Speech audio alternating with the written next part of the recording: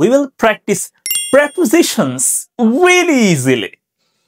আজ সকালে বলতে হবে this morning আজ সকালে, very easy.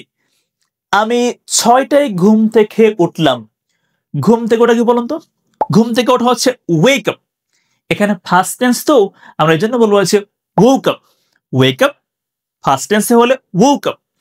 I woke up at 6 a.m. at 6 6টায় ঘুম থেকে উঠলাম। সো এখানে এক্সাক্ট টাইম না, আমরা জন্য কি বলবো? at বলবো। আবার বলছি, এক্সাক্ট টাইম হলে আমরা কি বলবো? তার আগে আমরা at ইউজ করব। at 6 a.m. মানে ঠিক 6টা বাজে। at 5 p.m. ঠিক 5টা বাজে, বিকেল 5টা বাজে, এরকম। তাহলে I woke up at 6 a.m. 6টা বাজে ঘুম থেকে জেগে উঠলাম and এবং আমার বাড়ির পেছনের বাগানে হাঁটতে গেলাম। walked হাঁটতে গেলাম। walked to the garden মানে কোথাও হাঁটা মানে কি?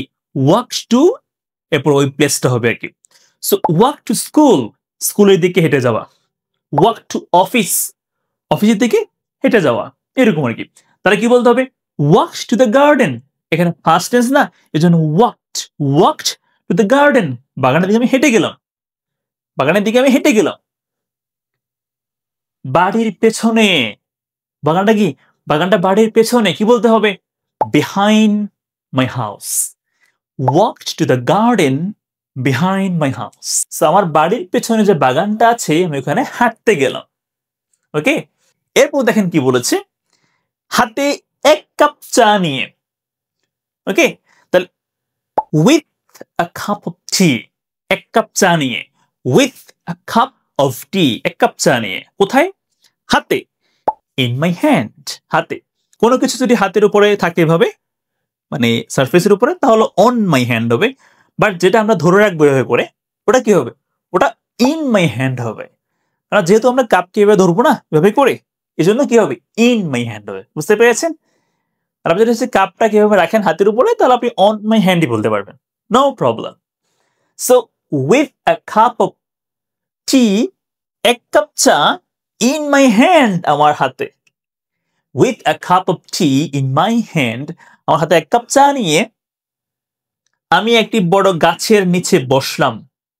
I sat sit মানে বসা, এখানে past tense এর জন্য sat হয়ে যাবে। sit sat sat I sat আমি বসলাম। নিচে মানে under a large tree অথবা big tree, একটা বড় গাছের নিচে বসলাম।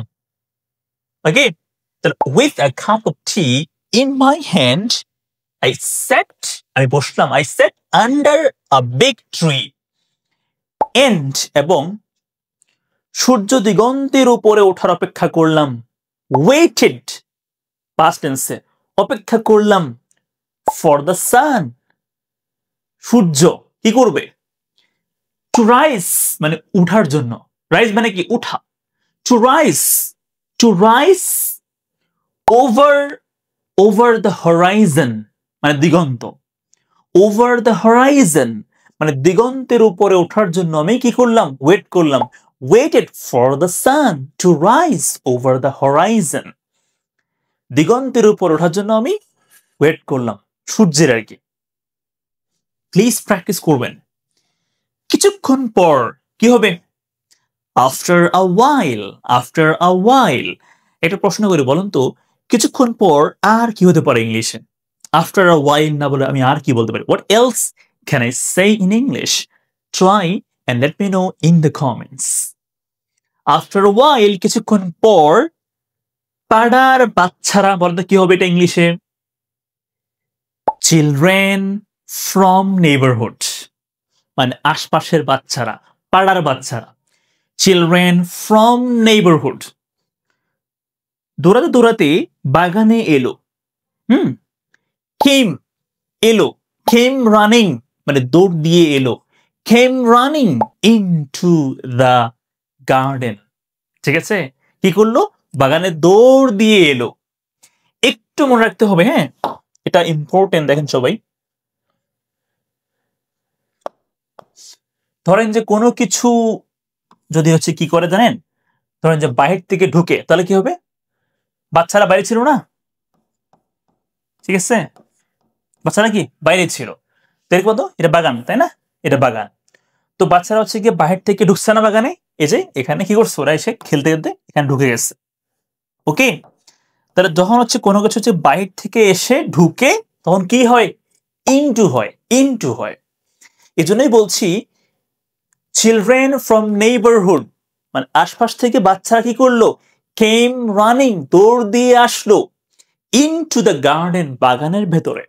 মানে কোনো কিছু যদি গতিশীল অবস্থায় এসে ঢুকে পড়ে তাহলে ইনটু হয়, কি হয়, ইনটু হয়।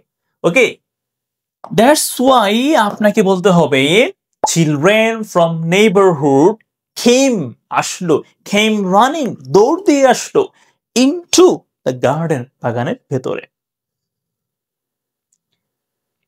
এন্ড, এবং আমার চারপাশে খেলতে লাগলো, এন্ড প্লেড মানে খেললো আর কি, প্লেড অ্যারাউন্ড মানে কি চারপাশে, অ্যারাউন্ড মি, আমার চারপাশে খেলতে লাগলো, প্লেড অ্যারাউন্ড মি।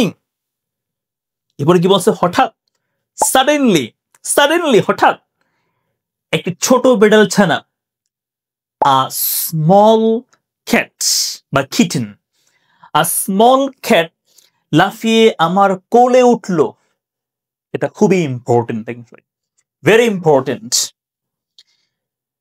আমি আপনাকে একটু আগে বলছি, একটু আগে বললাম যে কোন একটা আবদ্ধ জায়গার ভেতরে যদি কি করে, ধরেন যে বাহির থেকে কোনো কিছু ঢুকে তাহলে কি হবে, ইনটু হবে। ঠিক আছে, আবদ্ধ প্লেসের ভিতরে আগে, চার দেওয়ালে বন্দি একটা জায়গার ভিতরে ঢুকলে ইনটু হবে। বাট যদি হচ্ছে আপনার একটা ওপেন সারফেস হয় এরকম, ঠিক আছে, এখন হচ্ছে বাইরে থেকে বুঝছেন একটা জিনিস এসে জাম্প করে পড়ছে, কি করছে, জাম্প করে পড়ছে, তাহলে কি হবে, সারফেসের উপরে যদি স্থির থাকে তাহলে অন হয়, স্থির হলে, বা যদি হচ্ছে গিয়ে গতিশীল অবস্থায় এসে পড়ে মানে গতিশীল হয়, মানে মোশন থাকবে, তাহলে কি হবে, তাহলে অন টু হবে। বুঝতে পেরেছেন? আর যদি কোনো একটা আবদ্ধ প্লেস হয় তাহলে এই ক্ষেত্রে ভিতরে থাকলে কি হবে, ইন হবে। আর যদি হচ্ছে ধরেন যে যদি হচ্ছে বাহির থেকে এসে ঢুকে তাহলে ইনটু হবে, into. Clear? Very important, very important. So practice করবেন। Now what should I say, বলুন তো কি বলতে হবে। সাডেনলি আ স্মল ক্যাট, একটা ছোট বিড়াল ছানা লাফিয়ে আমার কোলে উঠলো। এই যে কোলে উঠছে না, কোলে উঠছে না, তাহলে কি হবে, jumped onto my lap, lap মানে কোল, jumped onto my lap, আমার কোলে জাম্প করলো। and, এবং উজ্জ্বল চোখে আমার দিকে তাকালো, looked, তাকালো, looked at হয়, কি হয়, look at somebody, looked at me, আমার দিকে তাকালো, with bright eyes, উজ্জ্বল চোখে, and looked at me with bright eyes, মানে উজ্জ্বল চোখে আমার দিকে তাকালো। আমি আস্তে করে সেটিকে মাটিতে নামিয়ে রাখলাম, নামিয়ে দিলাম। কোনো কিছু নামালে কি হবে বলুন তো, লেই মানে কি, নামিয়ে রাখা, লেই। তো এখানে পাস না, আমরা কি বলবো, লেইড বলবো, লেই, লেইড।